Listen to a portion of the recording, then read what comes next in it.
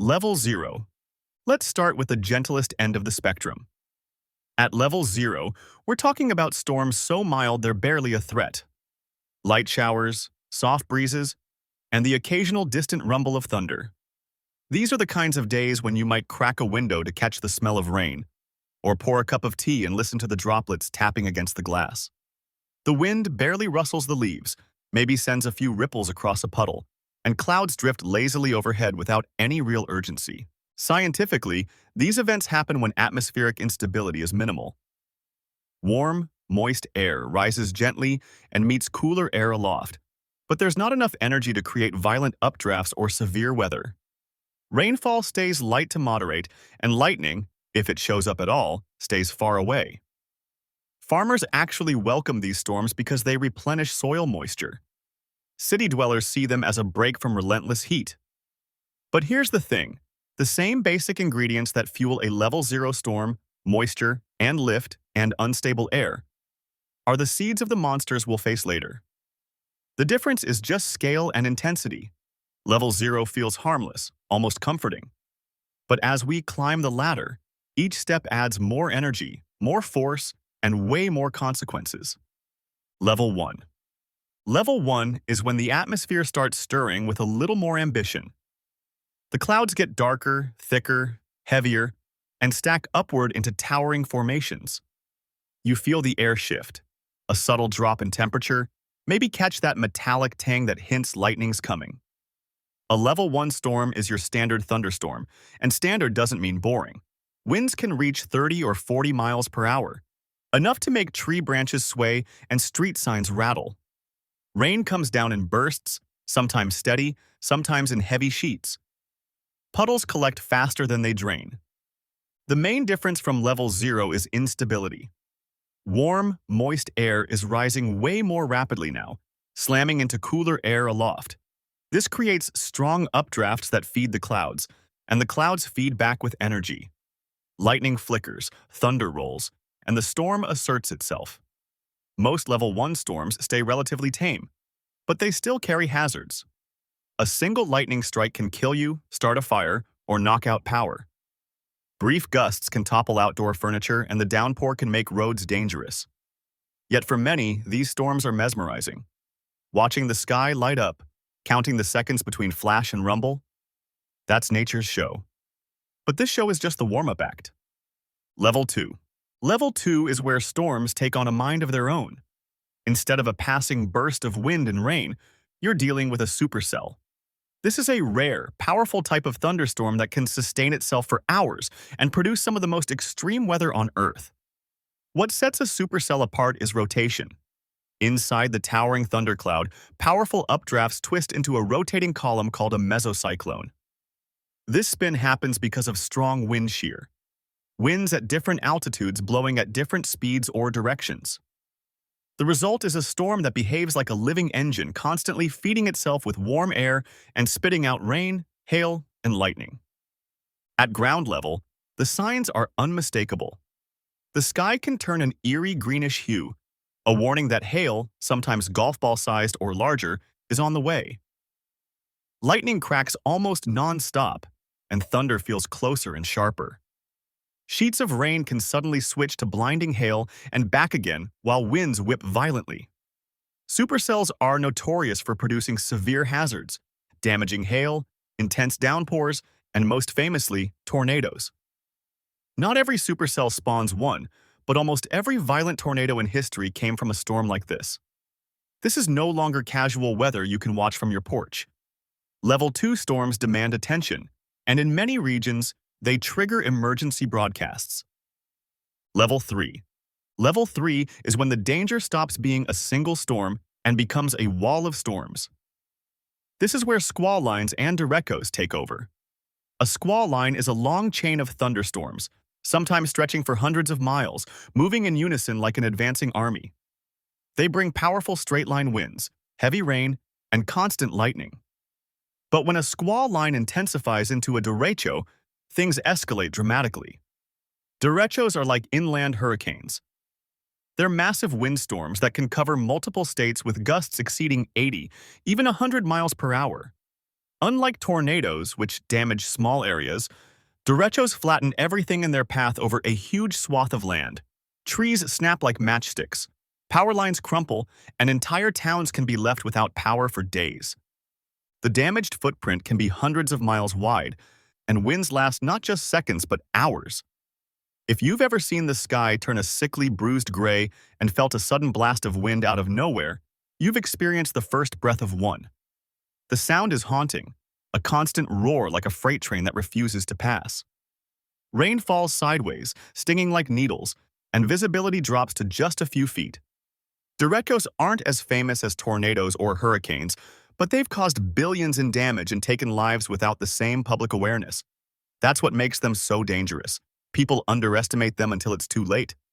But even these massive windstorms pale in comparison to storms that draw their power from the sea. Level 4. Level 4 is when storms are born over the ocean, gathering strength from warm waters beneath them. This is the tropical storm stage, the first real form of what could eventually become a hurricane. Tropical storms form when clusters of thunderstorms organize around a low-pressure center. As they spin, they draw up vast amounts of moisture, releasing it in relentless bands of rain. Winds range from 39 to 73 miles per hour, enough to rip branches from trees, damage roofs, and send unsecured objects tumbling down streets. But it's not just the wind you need to fear, it's the water. Tropical storms trigger storm surges, pushing walls of seawater onto the coast. A few feet of surge might not sound like much, but when it comes in fast and floods neighborhoods, roads, and power stations, it can paralyze entire communities. The approach of a tropical storm is unsettling. Skies darken for hours before the first rain arrives. The ocean grows restless, waves climbing higher and more aggressive. As the outer rain bands hit, you might taste the storm's fury long before its center arrives. Blinding downpours, gusty winds, and sudden eerie lulls. Tropical storms might not make headlines like hurricanes do, but they've caused catastrophic flooding, triggered landslides, and destroyed infrastructure. Once a system crosses the line from storm to tropical storm, the risk level jumps significantly. And if those winds keep strengthening, if the pressure keeps dropping and the rotation tightens, you enter Level 5. Level 5. Level 5 is where a storm graduates from dangerous to destructive. A Category 1 hurricane might be the lowest on the Saffir-Simpson scale, but don't let that fool you. These storms cause chaos. Sustained winds between 74 and 95 miles per hour are strong enough to tear shingles from roofs, topple trees, and knock out power grids for days. Flying debris becomes a serious hazard, turning everyday objects into high-speed projectiles. In coastal areas, storm surge can rise 4 to 5 feet above normal tides, enough to flood streets, damage homes, and cut off evacuation routes. The arrival of a Category 1 hurricane is sensory overload. The wind howls non-stop, a low, unrelenting roar that drowns out conversation. Rain doesn't fall, it's hurled sideways, pelting windows and soaking everything. Power flickers and dies, plunging neighborhoods into darkness as the storm's eye edges closer. Even after the center passes, danger lingers. Floodwaters can hide downed power lines, streets become impassable, and emergency services get overwhelmed. Category 1 storms have a deceptive reputation. Some people see them as manageable, but history proves otherwise. Storms like Hurricane Isaac in 2012 and Hurricane Florence in 2018 caused billions in damage, largely from flooding and prolonged power outages. If a storm this size can wreak that kind of havoc, imagine what happens when winds climb past 100 miles per hour. Level 6. Level 6 marks our entry into major hurricane territory. A Category 3 storm is where destruction stops being partial and starts becoming widespread. Sustained winds of 111 to 129 miles per hour can shred roofs, collapse walls, and uproot massive trees like they're nothing. This is where storm surge becomes truly lethal, rising 9 to 12 feet in coastal zones, enough to turn streets into rivers and sweep away cars, homes, anything in its path. Even buildings on higher ground suffer damage from flooding and wind-driven rain forcing its way through cracks and shattered windows. The atmosphere inside a Category 3 hurricane feels alien. The wind's roar is deafening, mixed with deep thuds of falling trees and the screech of bending metal. Rain pounds with relentless force, blurring the outside world into a gray haze. If the eye passes overhead, there's an eerie, almost unnatural calm. A deceptive break before the second half of the storm slams in with equal fury. After a Category 3, the landscape is unrecognizable. Whole neighborhoods might be leveled. Power stays out for weeks. Clean water becomes scarce. Roads vanish under flood water, cutting survivors off from help. Hurricane Katrina in 2005 began its devastation at this level before climbing higher, showing that a Category 3 is already a worst-case scenario for most communities, but there are still two more categories above this. Level 7. Level 7 is the top of the official hurricane scale, the point where storms are as powerful as meteorologists can currently measure. Sustained winds exceed 157 miles per hour, turning debris into deadly shrapnel and ripping apart even well-built homes. Entire roofs are torn away, concrete walls crack, and massive steel structures bend or collapse under relentless force. Storm surge at this level towers more than 18 feet above normal tides. It's enough to swallow whole neighborhoods, obliterate coastal towns, and permanently change shorelines. Inland flooding is equally devastating, with rivers and lakes overflowing as torrential rain falls for hours, even days. The sound is unlike anything else on Earth. The wind doesn't howl, it screams. A bone-rattling roar mixed with violent snapping trees and crashing waves battering the coast. In many cases, evacuation is the only option because staying behind means being completely cut off from rescue. After a Category 5 passes, the scene is apocalyptic. Buildings are flattened to their foundations. Boats are thrown blocks inland. Infrastructure, roads, power, water is either gone or unusable. Recovery is measured in months and years, not days or weeks.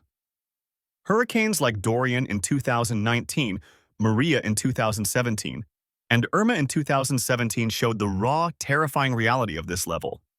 Entire islands left uninhabitable. Death tolls climbing, survivors left with nothing but wreckage. It's easy to think this is the absolute ceiling of nature's fury, but in rare and theoretical cases, storms could grow even stronger. We're talking about levels that science hasn't officially classified yet. Level 8. Level 8 breaks the chart entirely. Super typhoons common in the Pacific already rival Category 5 hurricanes with sustained winds well over 160 miles per hour. But a hypercane is a theoretical monster, an ocean-borne storm so massive and violent it could literally reshape the planet's climate. A hypercane could form under extreme conditions, like after a massive asteroid impact or supervolcanic eruption. When sea surface temperatures spike above 120 degrees Fahrenheit, the storm's energy intake becomes unlimited. Winds could reach 500 miles per hour, tearing buildings, forests, and even the surface of the ocean into shreds. The storm's vertical reach would pierce the stratosphere, injecting massive amounts of water vapor high into the atmosphere, potentially destroying the ozone layer. That means ultraviolet radiation from the sun could pour directly onto the surface, making survival even harder in the aftermath. Even a regular super typhoon like Haiyan in 2013 caused unimaginable destruction, flattening entire cities, killing thousands, and displacing millions. But a hypercane would be a planetary event. Its winds and waves capable of obliterating entire coastlines in hours, with storm surges potentially hundreds of feet high. It's the kind of storm that turns weather into extinction-level disaster.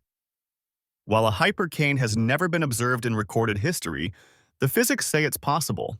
If we've already passed the point where normal scales apply, what lies at level 9 pushes us into a realm where storms defy everything we know about Earth itself. Level 9. Level 9 takes us far beyond our atmosphere to worlds where storms make Category 5 hurricanes look like light breezes. On Jupiter, the Great Red Spot has been raging for at least 350 years. This massive storm is so huge that 3 Earths could fit inside it with winds exceeding 400 miles per hour. It doesn't just come and go, it's been spinning non-stop for centuries, drawing energy from Jupiter's deep, turbulent atmosphere. Then there's Saturn's hexagon, a bizarre 6-sided jet stream at the planet's north pole. The structure itself is thousands of miles across with winds exceeding 300 miles per hour, trapping storms inside its shape like a cosmic whirlpool.